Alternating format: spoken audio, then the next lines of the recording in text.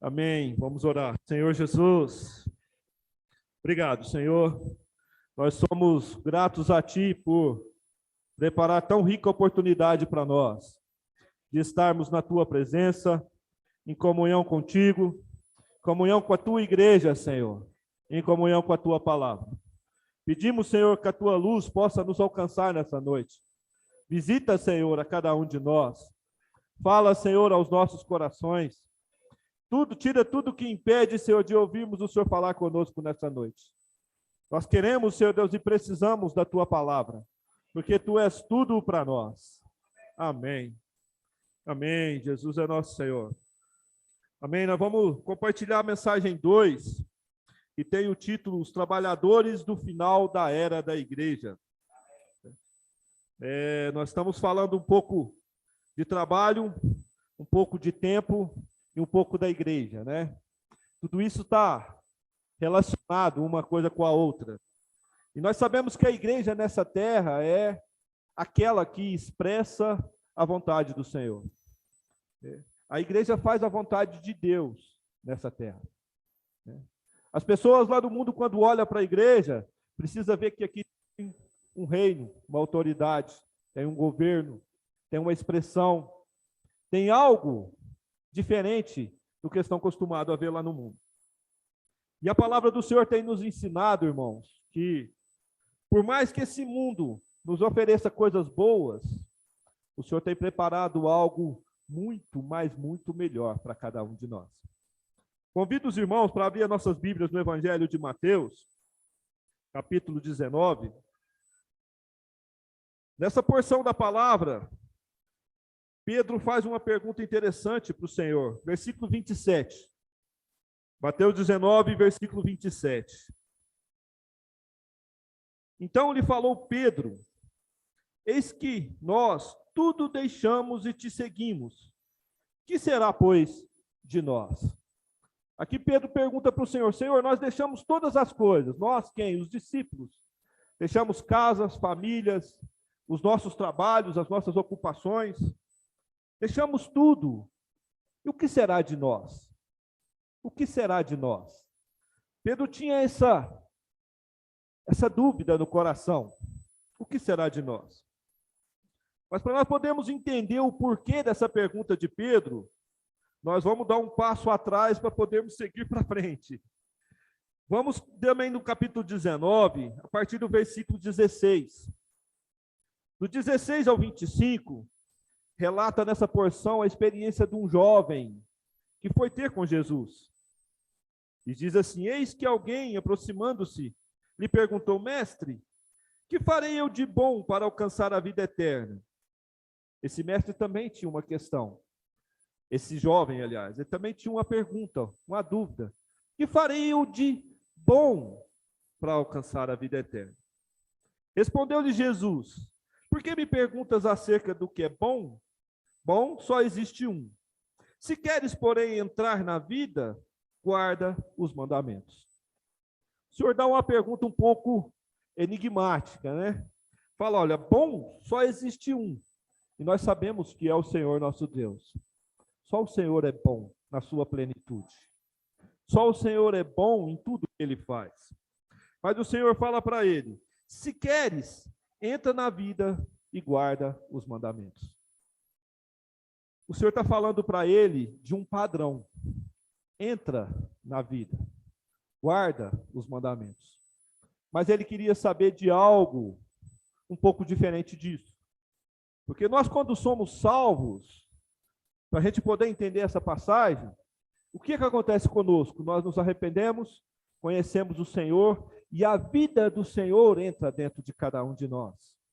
E a partir desse momento, essa vida começa a trabalhar em nós. Então, a salvação é quando a vida entra. Mas o Senhor fala o contrário para ele: entra na vida. Preste atenção, irmãos, versículo 17.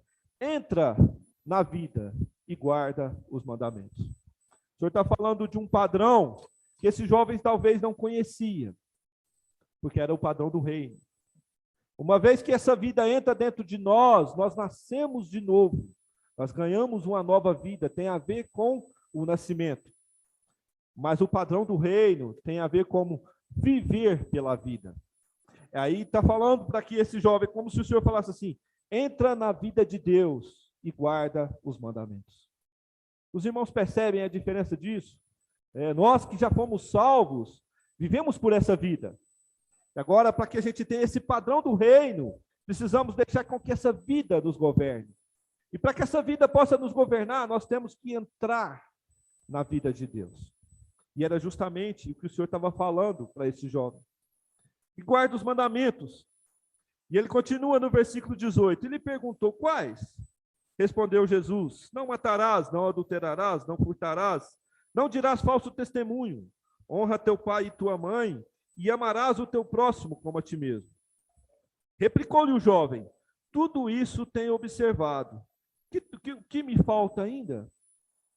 E ele falou, olha, Senhor, eu realmente tenho vivido uma vida reta, uma vida correta. Mas ele vivia uma vida correta diante de quem? Dele mesmo e diante dos homens. Os mandamentos exteriores. E o Senhor continua, replicou-lhe o jovem, tudo isso tenho observado, o que ainda me falta? Disse-lhe Jesus, se queres ser perfeito, vai, vende os teus bens, dá aos pobres, e terás um tesouro no céu. Depois, vem e segue. Olha o que o Senhor oferece para ele, né? Vende os teus bens. Esse jovem era um jovem rico, é o que a palavra diz, tinha muitas posses. E o Senhor fala para ele, vende os teus bens e me segue. Irmãos, isso é algo muito interessante, porque todos nós temos bens. Todos nós temos bens. E o Senhor fala para esse jovem, vende esses bens. Dá aos pobres. Quando ele fala dá aos pobres, ele não está amando os pobres, está fazendo algo, novamente ele está cumprindo o mandamento do Senhor. Mas agora vamos ver qual a atitude desse jovem. Tendo, porém, o jovem ouvido esta palavra, retirou-se triste por ser dono de muitas propriedades. Quando o Senhor fala isso para esse jovem, o Senhor está falando dentro do coração dele. Dentro do coração dele. Porque a palavra nos diz que o Senhor fala em Mateus 6, que aonde está o teu tesouro, aí estará o teu coração. Por mais que esse jovem vivia uma vida reta, na aparência das coisas que ele vivia, o coração dele não estava naquilo que realmente importa, naquilo que realmente o Senhor queria mostrar para ele. E estou falando isso para os irmãos e repito, todos nós temos os nossos bens, aquilo que nos agarra, aquilo que prende o nosso coração, aquilo que realmente nós damos valor. Por isso todos nós temos nossos bens. E esse jovem, quando percebeu que o Senhor falava do coração dele, ele saiu triste da presença do Senhor. Por quê? Ele amava tanto o dinheiro, as posses dele, que ele não podia abrir mão daquilo para poder seguir o Senhor. Ele não podia abrir mão daquilo. Ou seja, o que tinha mais valor para ele nesse momento? O Senhor fala para ele de um tesouro no céu.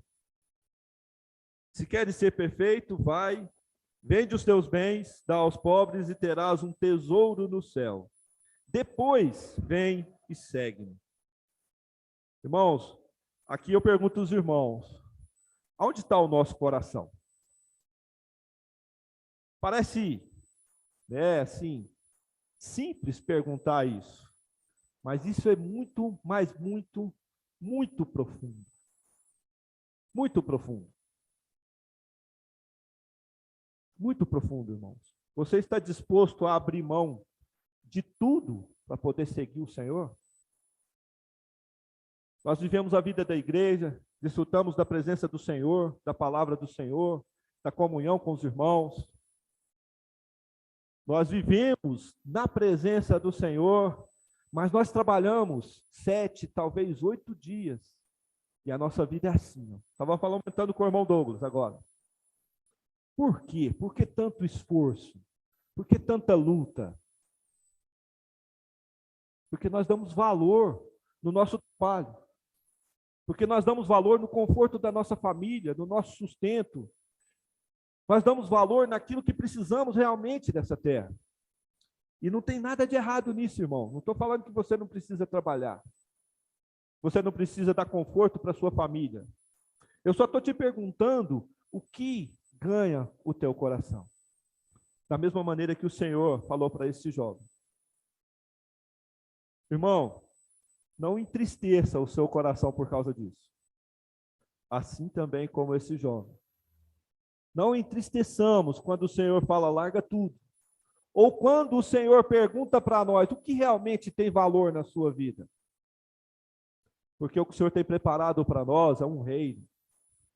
O Senhor tem preparado algo imensurável para cada um de nós. Eu sei que os irmãos sabem o que eu estou falando. Para nós que desejamos ser vencedores, estar na presença do Senhor quando o Senhor voltar. Mas se ainda temos aquilo que ganha o nosso coração nesse mundo, irmãos, quando ouvimos isso, nós vamos nos entristecer, assim também com esse jovem. Porque aonde está o teu coração, aí está o teu tesouro. É o que a palavra nos diz. Eclesiastes diz que debaixo do sol, ou seja, na terra onde nós vivemos, é tudo vaidade. E o pregador ainda replica, vaidade de vaidade. É tudo aparência, irmãos. É tudo aparência. E nós sabemos que o preço que se paga pelo reino não é material. Não é com as nossas riquezas, com os nossos bens, mas com o nosso coração. O Senhor olha o coração. O Senhor é aquele que sonda os nossos corações. O Senhor é aquele que esquadrinha cada pedacinho do nosso coração. Aí vem aquela porção muito famosa, né? Eu acho que até quem não é cristão sabe esses versículos. Então disse Jesus aos discípulos, em verdade vos digo que um rico dificilmente entrará no reino dos céus. E ainda vos digo que é mais fácil passar um camelo pelo fundo de uma agulha do que um rico entrar no reino de Deus. Isso todos nós conhecemos ou já ouvimos esse versículo. E aqui fala de um rico. O rico ou o amor ao dinheiro, o amor às riquezas. Irmãos, não pense que o amor ao dinheiro é simplesmente aquele que realmente tem posses. Tem gente que não tem posses e tem amor ao dinheiro. Tem gente que perde a vida por causa do dinheiro. E muitas vezes não consegue. Mas ama o dinheiro com tudo aquilo que ele tem, com todas as suas forças. Está apegado às coisas desse mundo de uma forma que ganha o coração dele. Aqui não fala somente do rico com posses, mas fala daqui todo aquele que acha que tem bens e que esses bens podem salvar a vida deles. E ele continua no versículo 25. Ouvindo isto, os discípulos ficaram grandemente maravilhados e disseram, sendo assim, quem pode ser salvo? Jesus, fitando neles o olhar, disse, isto é impossível aos homens, mas para Deus tudo é possível. Percebam que os discípulos estão falando também de salvação, assim como esse jovem rico. Mas o Senhor queria dar para eles ainda algo muito maior, que é o reino. Eles ainda tinham a visão, simples salvação do Senhor. Simples na maneira de dizer, porque é algo imensurável que o Senhor fez por nós, né? O Senhor nos salvou, Ele morreu para nos salvar. Mas o Senhor ainda fala, isso é impossível aos homens, mas para Deus tudo é possível. Tudo é possível. Basta você entregar o seu coração a Ele. Quando você entrega o seu coração ao Senhor, aí Ele tem domínio daquilo que você é. A gente voltando para a pergunta do início de Pedro, né? Pedro fala, Senhor, nós tudo deixamos e te seguimos. O que será, pois, de nós? É como se Pedro tivesse falando para o Senhor, né? Senhor, nós passamos no buraco da agulha, né? Nós deixamos tudo, nós pagamos um preço. Pedro tinha uma mente condicionada como a nossa, num conceito normal, né? Você vai no supermercado, você paga lá, sei lá, R$20, R$25 num Um pacote de arroz, você quer levar equivalente a isso. Você compra um sapato por R$ 100, suposição, você quer um sapato equivalente àquilo. Né? Pedro tinha a mente dessa mesma forma. Um conceito natural de que eles pagaram o preço e queriam uma recompensa. Nós não somos assim? Quantas vezes não ficamos indignados quando compramos alguma coisa ou adquirimos alguma coisa que não é bem aquilo que nós esperávamos, não é? Você fala, puxa vida, as irmãs compram uma roupa, vai experimentar, a roupa rasga, né? Você fica indignado, fala, puxa, gostei tanto da roupa, não é aquilo que eu pensava. Né?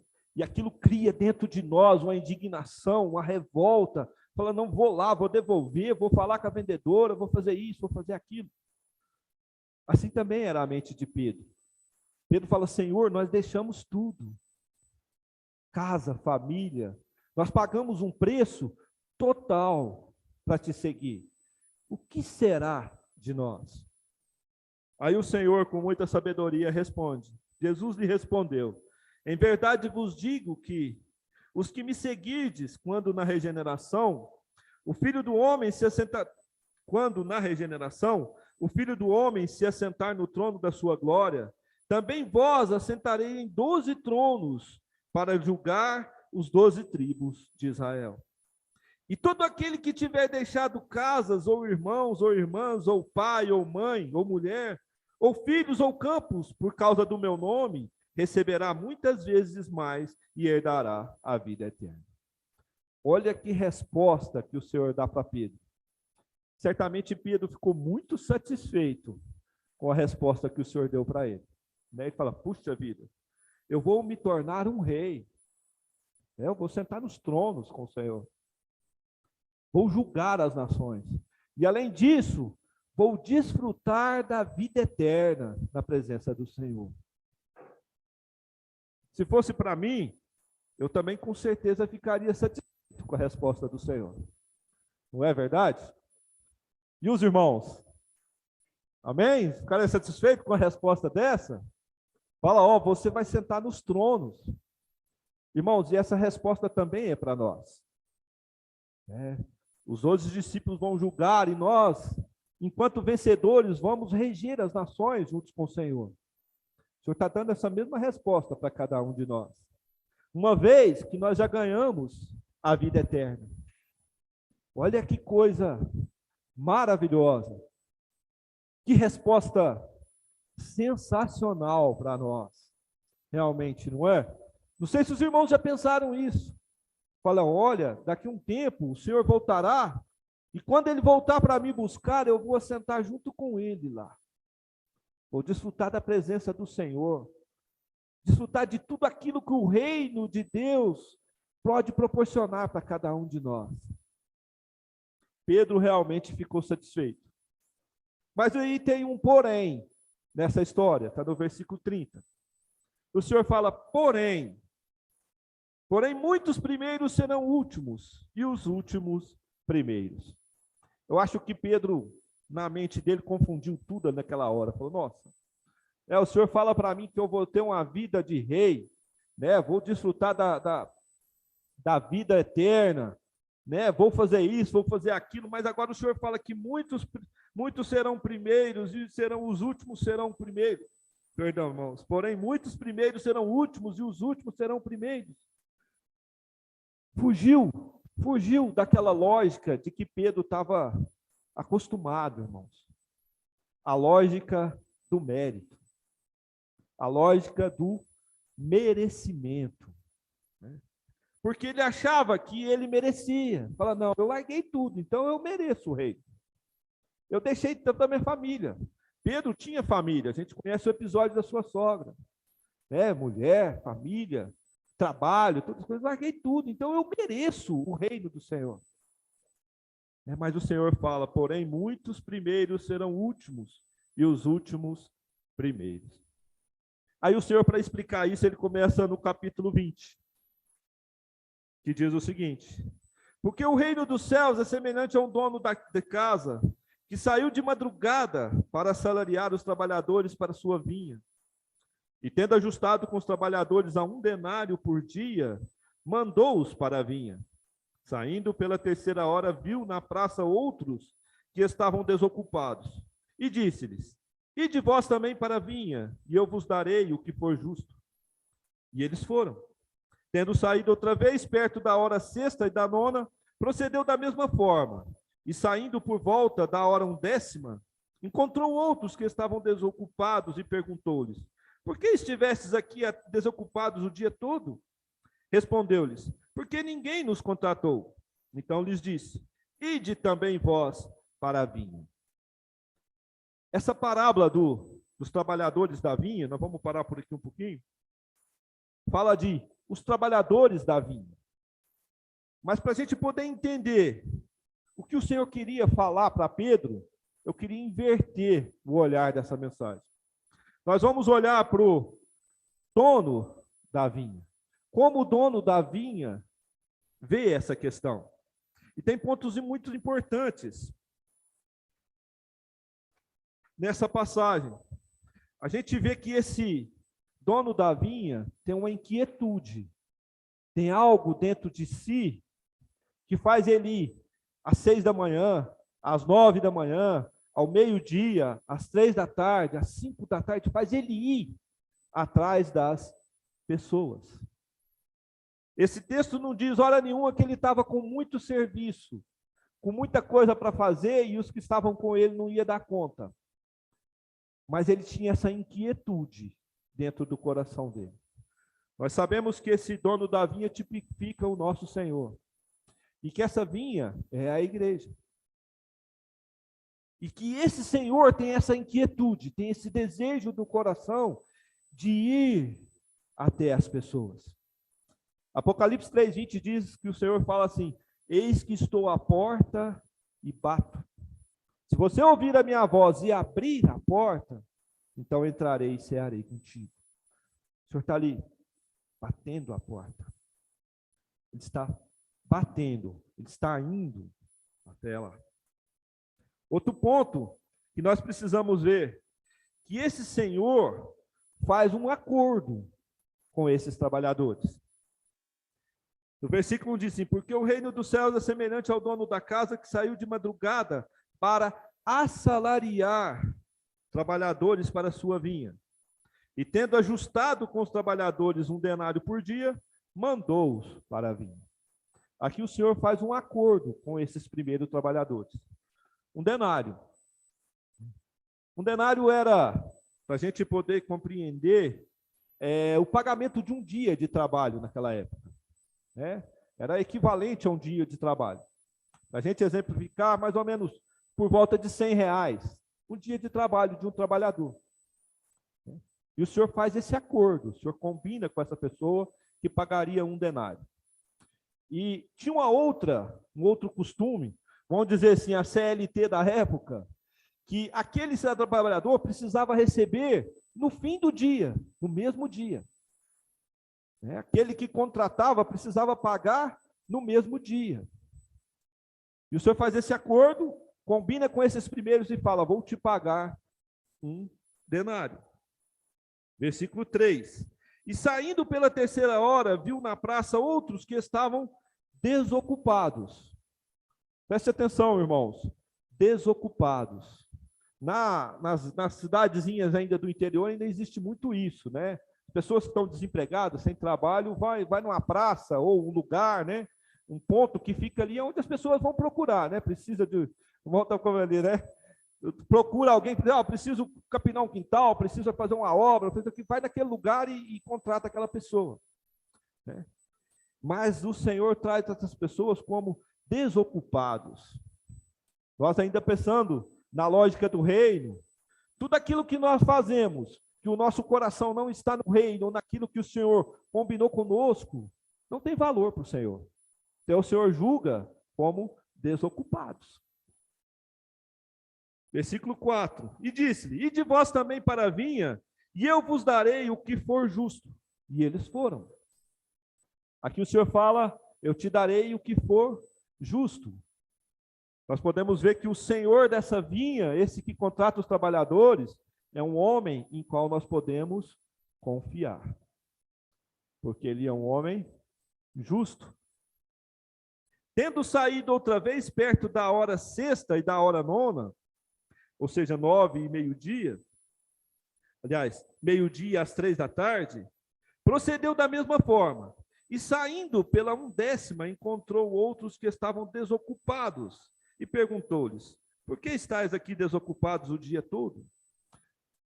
Lembra de eu falar dessa inquietude desse senhor? Ele sai às 9, ao meio-dia, e às 3, e depois às 5 horas. Pergunta os irmãos, na lógica do mérito, né? Que sentido teria você ir lá e contratar uma pessoa às 9 da manhã? Talvez até compensaria. Chegaria lá por 9, das 9h30 da manhã, chegaria lá, começava a trabalhar e ainda vai. Ao meio-dia, seria meia diária, meio-dia, tudo bem, né? Vai, vou pagar meio-dia para ele. Às 3 da tarde já não faz sentido. Não é verdade? Você contratar alguém para trabalhar 2, 3 horas. E esses da hora 1/10, às 5 horas da tarde, que só ia trabalhar 1 hora, ou talvez até menos, né? Porque até que chega, começa a trabalhar, a gente está falando, irmãos, de lógica. Mas esse dono dessa vinha, esse senhor dessa casa, ele não olha para a lógica do merecimento, mas para a lógica da necessidade. Quando ele olha para esses trabalhadores do meio-dia, aqueles homens tinham a necessidade desse trabalho. Aqueles das 3 horas, eles tinham a necessidade do trabalho. E aqueles das 5 horas, eles também tinham a necessidade do trabalho. Porque todos eles precisavam levar o sustento para sua casa. Não é? Se a gente pegar esses R$100, que seria um denário, e dividir, imagine esse das 3 horas, saía lá com R$12,50 para levar para casa. Não, ele tinha necessidade da inteireza, do todo. Ele tinha necessidade do 1 denário. E esse senhor dessa vinha, quando olha para essas pessoas lá na praça, ele não olha para o merecimento ou pelo trabalho deles, mas para a necessidade daqueles homens que estavam na praça.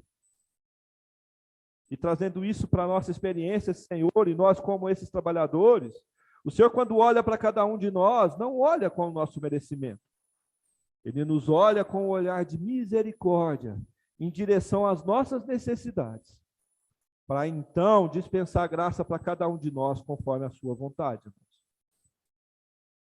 Agora vamos inverter o olhar disso. Qual é o nosso olhar em toda essa questão? Nós julgamos merecedores? Nós nos julgamos merecedores de tantas coisas? Não é verdade? Nos nossos relacionamentos, muitas vezes em casa, com o nosso esposo, com a nossa esposa, falar, hoje ela não merece isso. Não, mas hoje já está merecendo. Com a minha esposa, né? Vou passar, vou comprar uma coisinha para ela. Aí ela fala, não, hoje ele está merecendo, vou fazer aquela comidinha que ele gosta e tudo. Nós não somos assim. Meu filho merece isso? Não, hoje ele não está merecendo aquilo. A nossa ótica natural é assim como a do Pedro. Nós julgamos se somos merecedores ou não.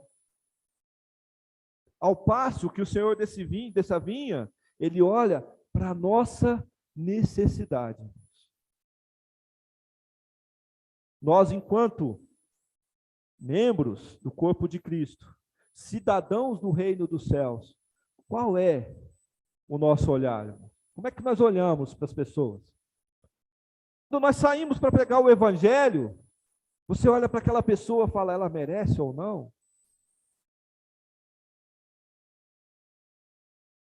Irmãos, isso povoa o nosso pensamento. Nós temos que ser sinceros na presença do Senhor. Nós facilmente, sem fazer esforço algum, temos a lógica do mérito dentro do nosso coração e da nossa mente. Eu mereço ou não mereço? Por vezes passamos por situações difíceis, que quando nos ajoelhamos diante do Senhor, na presença do Senhor, falamos, Senhor, eu não mereço isso que está acontecendo comigo. Ó Senhor, por que isso está acontecendo comigo? Ou por vezes, vamos orar para alguém, ou alguém pede a oração, você fala, não, ele deve ter feito algo, ele está merecendo, está passando por isso.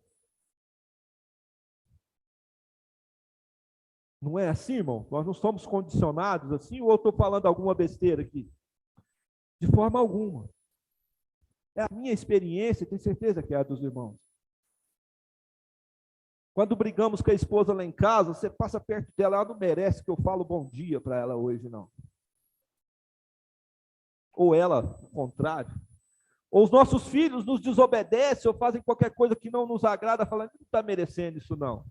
Ele quer o carro emprestado, hoje eu não vou emprestar, não. Você não está merecendo isso, não. Nós somos mestres no merecimento. Nós somos expert em julgar o merecimento nosso e das pessoas. Mas ao passo disso, nós temos um Senhor que é expert em nos olhar com misericórdia. E entender as nossas necessidades. E isso é maravilhoso. Isso é maravilhoso. Porque quando nós olhamos para aquilo, quando eu olho para aquilo que sou, se o Senhor não tiver misericórdia de mim, seria consumido. Porque não mereço tudo aquilo que o Senhor fez por mim.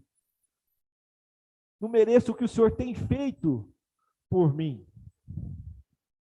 Mas esse Senhor, por entender a minha necessidade e a sua necessidade, Ele nunca desiste de cada um de nós. Ele vai às 6 da manhã, ele vai às 9, ele vai ao meio-dia, ele vai às 3, ele vai no último minuto, no último segundo, se necessário for. Não porque nós não merecemos, mas porque essa é a nossa necessidade. E ele continua, versículo 8. Ao cair da tarde, disse o senhor da vinha ao seu administrador, chama os trabalhadores e paga o salário, começando pelos últimos e indo até os primeiros. Olha, novamente o senhor falando isso para Pedro, né? Pedro estava escutando isso lá. Fala, Pedro, ó, novamente, começando pelos últimos e indo até os primeiros. Eu imagino que o coraçãozinho do Pedro estava borbulhando ali, né? Fala, nossa, Senhor, bagunçou tudo aqui na minha cabeça, porque antes disso eu achava que eu merecia. Mas agora o Senhor fala para mim que eu não mereço, mas que eu tenho necessidade. Então as coisas estão, assim, meio que confusas. Vindo os da hora 10ª, recebeu cada um deles um denário. Efésios, irmãos, Efésios diz assim para nós, né? Efésios 2, que nós estávamos mortos em delitos e pecados. Romanos 3, 23 diz que todos pecaram e carecem da glória de Deus. E nós vemos tudo isso que a palavra nos diz, nós vemos que realmente nós não merecemos. E mesmo assim o Senhor ainda paga o preço por nós. Mas aí a gente pode insistir, falar, ó, não, eu acho que, de alguma forma, eu sou bom. Tem algo em mim que presta. Eu quero insistir nessa lógica do mérito, do merecimento. Aí nós olhamos aquele que é o nosso maior exemplo. Aquele que se deu de todas as formas por nós. Filipenses 2,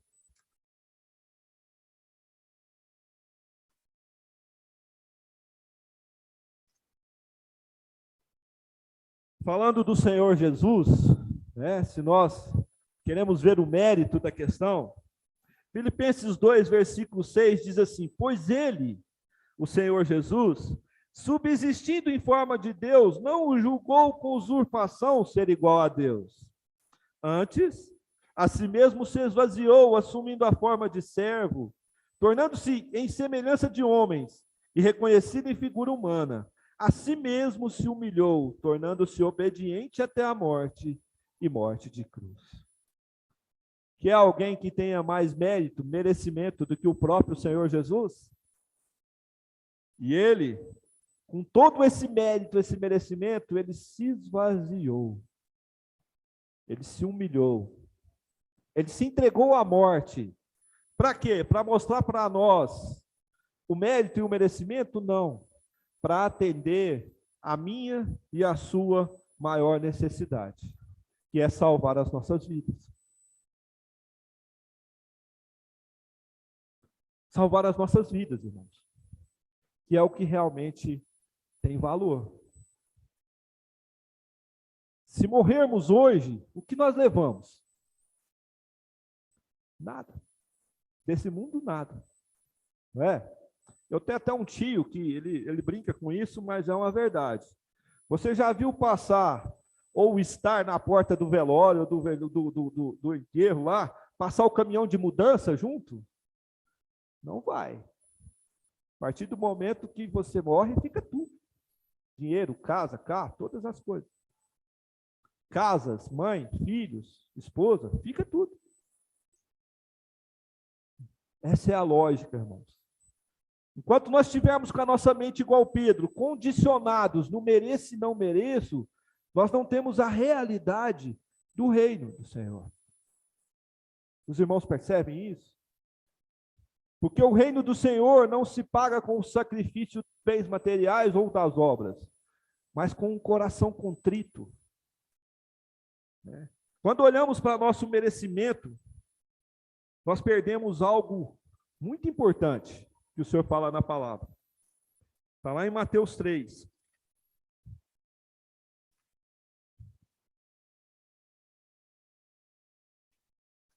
Vou ler para os irmãos, para que a gente possa realmente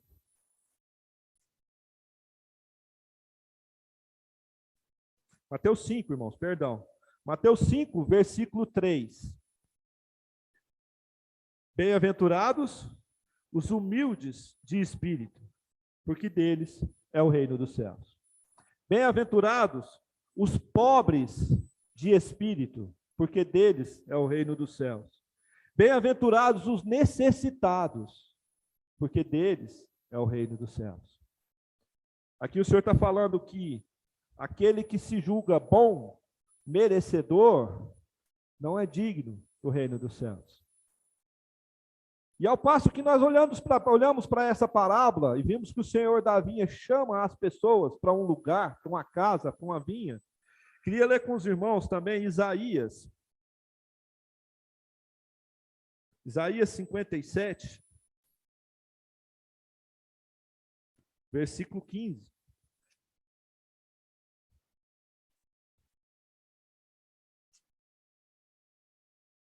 Diz assim: porque assim diz o alto, o sublime, que habita a eternidade, o qual tem um nome santo. Habito no alto e santo lugar, mas habito também com o contrito e abatido de espírito. Aqui o Senhor está falando, habito com o pobre, com o necessitado de espírito. Para quê? Aqui o Senhor fala, continua novamente, para atender a maior necessidade desse tipo de pessoas, para vivificar o espírito dos abatidos e vivificar o coração dos contritos. Aqui fala de habitação, de lugar. O Senhor, quando diz que quer fazer morada em cada um de nós, é algo que parece um pouco subjetivo, né? Mas uma vez que ele se tornou o Espírito que dá vida, e esse Espírito agora habita dentro de cada um de nós, isso se tornou real. Porque agora nós somos moradas do Espírito Santo. E se nós olharmos para essa realidade que somos morada do Espírito Santo, não cabe dentro dessa casa, dentro dessa morada, outra coisa que não seja aquilo que vem do Espírito Santo de Deus. É uma lógica, não é? Por quê? Porque não podem ocupar o mesmo espaço. Uma vez que tem algo dentro do nosso coração que ocupa o mesmo espaço, tira espaço desse Espírito. Correto? E nós deixamos de ser pobres, contritos no nosso coração. Uma vez falando do reino, irmãos, que eu acho que todos nós almejamos estar com o Senhor, sermos vencedores, nós podemos pensar nisso. O Senhor quer nos dar a recompensa daquilo que deixamos, daquilo que abrimos mãos, daquilo que deixamos de amar, para poder seguir o Senhor. Ele quer, um desejo dele, como esse Senhor da vinha, que é um Senhor justo, um Senhor que vai atrás de nós, um Senhor que cumpre as suas promessas, um Senhor que conhece as nossas necessidades. Mas nós não pagamos com o que nós temos ou com as nossas obras a nossa passagem para o reino. O Senhor, quando olha para dentro de nós, ele vê o preço sendo pago quando o nosso coração é totalmente dele. Esse é o preço que nós pagamos para um dia sermos vencedores com o Senhor. Queremos servir o Senhor? Sim, queremos servir o Senhor. Nós queremos trabalhar na obra do Senhor e Ele também quer que nós trabalhemos. Mas sempre com o coração pobre. Sempre com o olhar para as pessoas e entender e conhecer e poder fazer algo pelas necessidades das pessoas. Porque esse Senhor conhece as nossas necessidades. Bem? Vamos voltar para Mateus 20. A gente continuar essa porção. Aqui nós vemos no versículo 8 de Mateus 20 que o Senhor começa pelos últimos e paga um denário. Versículo 9. E vindo os da hora 1/10, recebeu cada um deles um denário. Ao chegarem os primeiros, pensaram que receberiam mais, porém também estes receberam um denário cada um. A lógica do mérito e da necessidade, né? O Senhor sabia que cada trabalhador, ele tinha necessidade desse um denário. Mas esses que começaram primeiro, lá às 6 da manhã, pensou, puxa vida, nós estamos aqui desde as 6 da manhã, aqui suando, tudo sujo, cansado, né? Opa, o Senhor pagou um denário para aqueles que trabalharam uma hora, pouco tempo, então nós vamos receber 3, 4, 5, sei lá o que passou na cabeça dele. Agora é que nós vamos, né?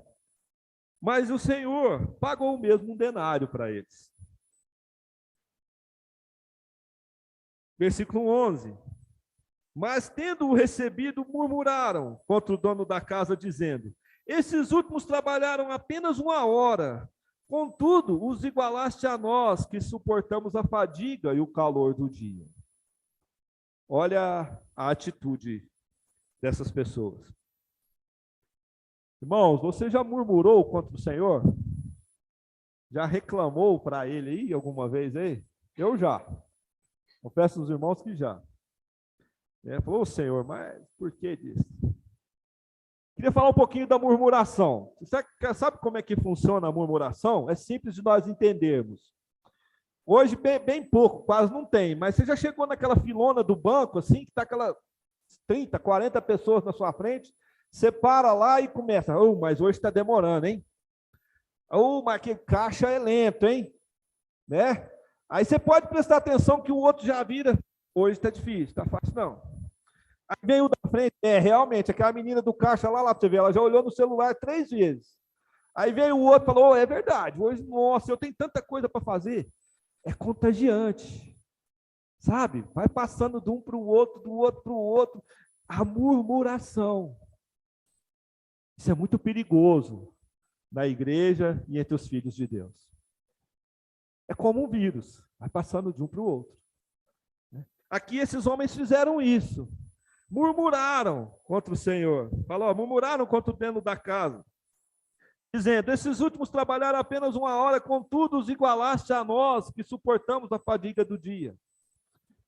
E aqui ele fala, igualaste a nós. Por quê?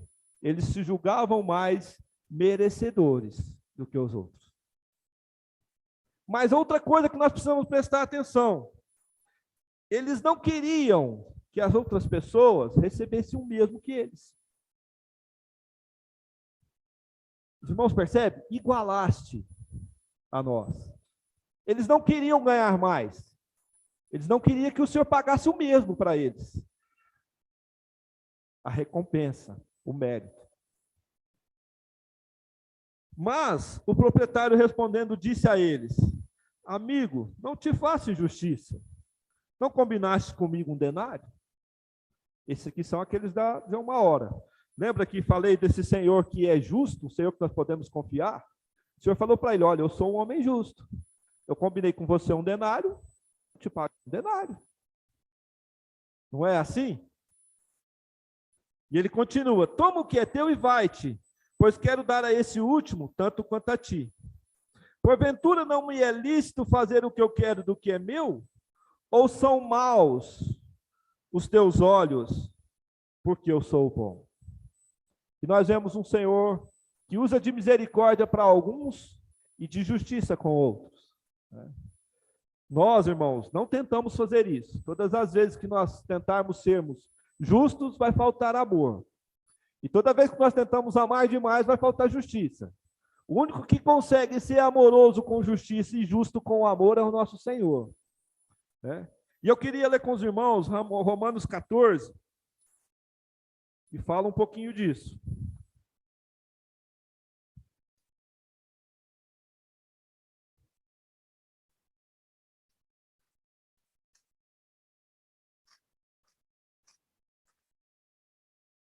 Senhor Jesus.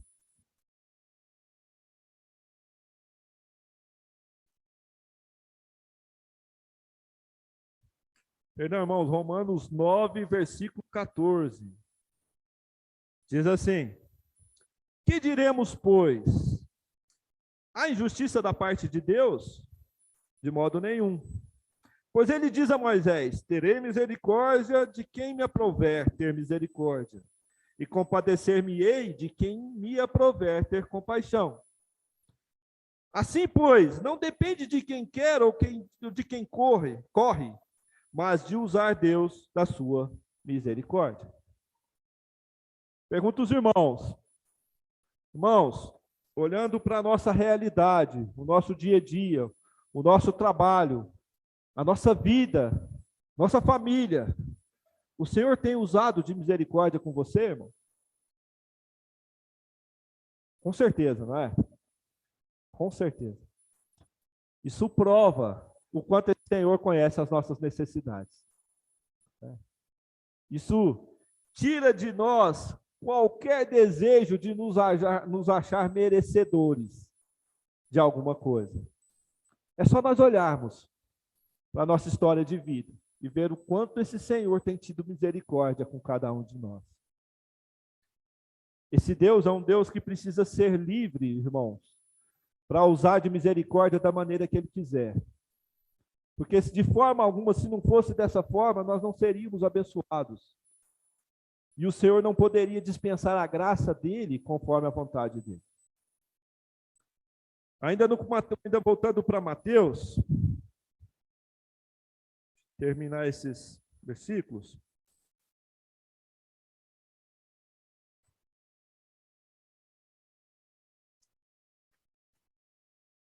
Mateus 20,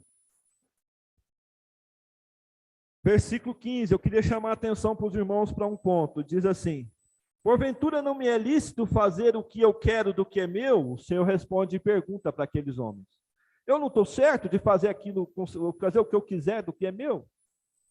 E diz assim: ou são maus os teus olhos porque eu sou bom? Aqui o Senhor chama a atenção para os olhos maus daqueles homens. Nós vemos que primeiro eles eram murmuradores, murmuravam. Depois nós vimos que eles estavam indignados, havia indignação no coração deles. E aqui o Senhor fala que ele tinha os olhos maus. Efésios 2.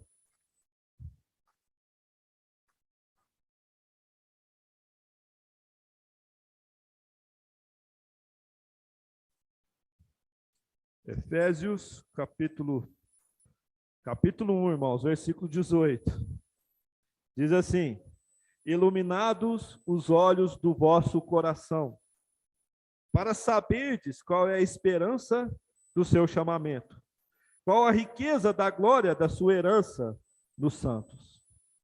Aqui, Paulo chama a atenção e exorta os irmãos para que os olhos do coração dos irmãos sejam iluminados. A Escritura vê os nossos corações como o centro da vida, como o âmago da vida, como aquilo mais íntimo, mais profundo da vida. E esse órgão, esse coração que é o centro da vida, precisa ser iluminado. clarear, entender. E ele fala, para saberdes qual é a esperança do seu chamamento. Um chamamento, o Senhor está nos chamando. O Senhor quer nos dar o reino, irmãos. O Senhor quer nos fazer sentar em lugares celestiais. Mas para que a gente possa compreender e entender isso, o nosso coração novamente tem que ser iluminado. Tem que haver luz. Lembra do coração contrito, do espírito humilde? E ele fala ainda mais. Qual é a riqueza do seu chamamento? Qual a esperança do seu chamamento? Qual a riqueza da glória da sua herança nos santos? Aqui o Senhor está falando de um galardão, de uma herança, de uma recompensa. Para que você possa perceber, irmãos, que nós temos algo muito maior que o Senhor quer nos dar como herança, como recompensa, o nosso coração precisa ser tratado. Eu creio que nós somos os trabalhadores dessa hora undécima, somos os últimos dessa era, da era da graça, a era em que a igreja foi inserida. E o Senhor tem olhado para nós e dispensado graça constantemente, constantemente. Mas muitas vezes nosso coração está tão fechado, né, por nos julgarmos merecedores mais do que aquilo que o Senhor quer nos oferecer, que nós nos tornamos murmuradores e os nossos olhos se tornam maus. Essa é a minha oração, queria orar junto com os irmãos, que o Senhor nos afaste de tudo isso, porque o que o Senhor tem preparado para nós é sublime, né? É algo imensurável, não tem valor, irmãos, não tem valor. Essa vida que vivemos nesse mundo é aparência, tudo passa, tudo passa. Mas o que o Senhor quer preparar para nós é algo surreal, realmente, é divino. A palavra é essa, divino. E nós estamos aqui bem pertinho disso. Nós cremos que somos esses trabalhadores dessa última hora. A geração que vai trazer o Senhor de volta. Que o Senhor realmente nos dê tal visão. Amém? Põe uma vírgula por aqui. Queria convidar os irmãos para a gente poder orar, que os irmãos ficarem de pé, para que a gente possa orar juntos na presença do Senhor. Senhor Jesus, ó Senhor Jesus, ó Senhor, visita os nossos corações. Não deixa que nada no nosso interior tenha mais valor do que o próprio Senhor. Nós queremos amar a Ti, Senhor. Se há algo em nós que nós amamos mais, ainda nos mostra, Senhor, para que o Senhor possa tratar isso no nosso coração. Nos livre de viver uma vida de aparência, amando o mundo e as coisas que esse mundo nos oferece, mas que possamos entender qual é a nossa necessidade, aquilo que realmente tem valor, aquilo que precisamos, e valorizar, Senhor, a igreja que um dia o Senhor nos inseriu. Nós somos a Tua igreja, Senhor. Nós somos o corpo de Cristo. Nós somos a igreja que faz conhecida a Sua multiforme sabedoria, Senhor. Nos dê tal visão, Senhor. Hoje nós não estamos aí como um qualquer, à beira, à deriva nesse mundo. O Senhor nos deu uma esperança, o Senhor nos deu um objetivo, o Senhor nos deu um rumo, Senhor, e o Senhor quer nos dar um galardão, uma recompensa, Senhor. Nos torne vencedores em Ti, porque nós podemos tudo naquele que nos fortalece. O Senhor é que nos capacita, Senhor. O Senhor é que trata aquilo que nós somos, no nosso âmago, no nosso coração, no mais íntimo do nosso ser. O Senhor é o único que pode visitar esse lugar. Te peço, Senhor, visita cada irmão e irmã. Visita, Senhor, cada necessidade, Senhor. Visita, Senhor, nós enquanto família. Nos visita enquanto igreja, Senhor. Porque nós precisamos de Ti. Ó, Senhor, fala aos nossos corações. Nos leva para casa, Senhor, em paz. Nos livra do mal. Visita os irmãos que não puderam estar aqui nessa comunhão. Fala ao coração de cada irmão e irmã. Fala ao coração da Tua igreja na terra, Senhor. Nós somos o Teu povo. Ó Senhor Jesus, em Teu precioso nome é que nós oramos. Amém.